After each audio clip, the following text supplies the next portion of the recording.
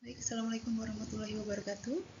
Pada pertemuan keempat ini kita akan mempelajari tentang lack of fit test dari analisis regresi. Ada beberapa asumsi yang diperlukan untuk melakukan lack of fit test. Yang pertama, Y-nya saling bebas pada setiap nilai X. Kemudian Y berdistribusi normal dengan varians Y itu sigma kuadrat. Kemudian syaratnya ada amatan berulang pada satu atau lebih nilai X. Ini maksudnya adalah pada satu nilai X tertentu, ya, dia akan ada beberapa nilai Y yang berbeda. Oke, kalau kita perhatikan data yang ada pada buku Netter di halaman 133, kita bisa melihat di sini. Ya, sumbu X-nya itu adalah variabel X, sumbu tegaknya adalah variabel Y. Kita bisa melihat bahwa pada X75 itu ada dua nilai Y yang berbeda. Pada nilai X 100 itu juga ada dua nilai Y yang berbeda. Pada X 125 juga demikian, ada dua nilai Y yang berbeda. Jadi dia posisinya adalah bertumpuk. Nah, kemudian kalau kita lihat dari gambar ini, ya, kita ingin melakukan pengujian sebetulnya. Jadi lack of fit ini untuk mengetahui apakah hubungan antara X dan Y ini dia betul linear atau sebetulnya dia hubungannya bukan linear. Misalnya kalau kita hubungkan garis-garis pada titik tersebut, ya, bisa saja bentuknya menjadi kuadratik.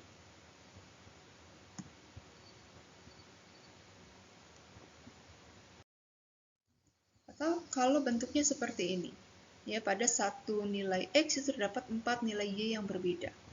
Ya, kemudian dengan X yang lain juga kondisinya demikian. Nah, kita ingin memastikan apakah hubungan antara X dan Y juga linear pada pola data seperti ini. Oke, nah dengan demikian kita akan melakukan uji hipotesis di mana H0-nya adalah model linear cocok untuk menjelaskan hubungan antara X dan Y. Ya, kemudian H1-nya adalah model linear tidak cocok untuk menjelaskan hubungan antara X dan Y. Nanti pada saat perkuliahan kita akan jelaskan bagaimana notasi statistik pada penulisan hipotesisnya. Nah, harapan kita adalah H0-nya gagal tolak. Ya, supaya apa? Supaya model linear yang kita lakukan itu memang tepat untuk menjelaskan hubungan antara X dan Y. Oke, selanjutnya bagaimana melakukan penghitungan untuk pengujian lack of fit. Ya, kemarin kita sudah mempelajari tentang ANOVA dan dekomposisi ANOVA. Nah, sekarang kita akan mendekomposisikan kembali komponen dari errornya. Ya, ada lack of fit dan ada pure error. Ya, nanti kita notasikan dengan sum square lack of fit dan sum square pure error. Kemudian masing-masing akan punya derajat bebasnya. Ya, ini C-2, yang pure errornya N-C. C ini adalah banyaknya variabel X yang unik nilainya. Ketika sum square dibagi dengan derajat bebas, maka akan menjadi mean square.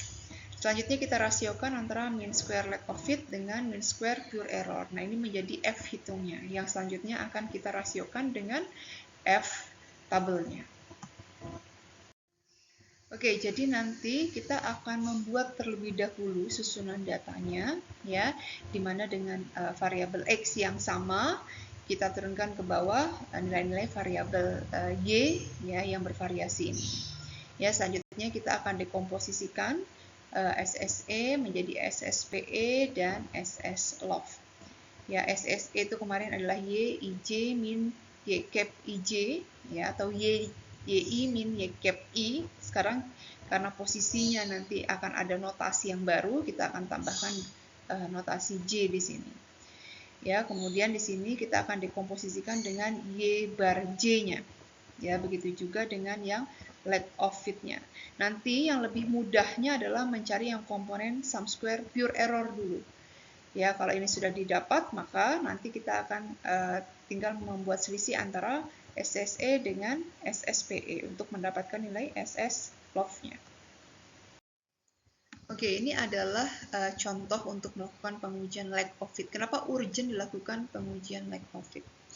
Oke, di sini kita bisa melihat, ya, ada sebanyak 11, ya, ada sebanyak 11 observasi. Kita perhatikan nilai X-nya di sini. Ya, nilai X 125 ini muncul dua kali pada observasi pertama dan observasi ke-9. Ya, kemudian yang 175 muncul 2 kali juga pada observasi ke-6 dan observasi ke-8. Ya, nanti kalau kita perhatikan plotnya, ya kita bisa memperhatikan ada yang tumpang tindih seperti ini. Ya, jadi dia akan titik-titiknya akan ke atas dalam satu X yang sama. Nah, ini kita ingin memastikan apakah plot data yang seperti ini bisa kita modelkan dengan baik dengan model regresi linear, atau justru kita harus memodelkannya dengan kuadratik, gitu ya. Nah, dengan demikian kita harus melakukan pengujian lack of fit terlebih dahulu untuk meyakinkan. Oke, sebelum melakukan penghitungan, yang harus kita lakukan pertama kali adalah menyusun ulang datanya.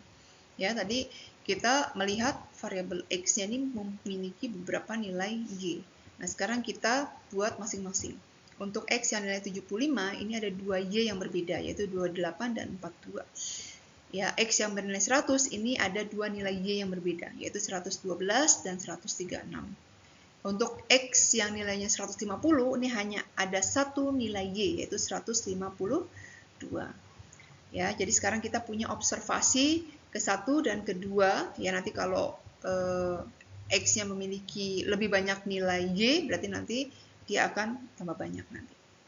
Nah, sekarang untuk masing-masing nilai X ini akan kita rata-ratakan. Dia akan menjadi Y bar J. Jadi kita punya YIJ dan Y bar J sekarang. Ya, Y bar J itu untuk nilai X yang sama. Nah, sekarang ya kita bisa melakukan penghitungan seperti yang rumus di awal tadi. Kita menggunakan rumus pure error saja terlebih dahulu untuk lebih mudah mencari dekomposisi dari SSE-nya. Ya. Oke, jadi nanti setelah kita melakukan penghitungan, kita akan memperoleh tabel ANOVA baru, ya, seperti ini, di mana komponen errornya nanti dipecah menjadi lack of fit dan pure error. Kemudian nanti kalian lakukan pengujian hipotesis dan menginterpretasikan bagaimana kesimpulannya. Oke, baik, nanti kita akan jelaskan secara lebih detail pada saat perkuliahan. Saya akhiri. Assalamualaikum warahmatullahi wabarakatuh.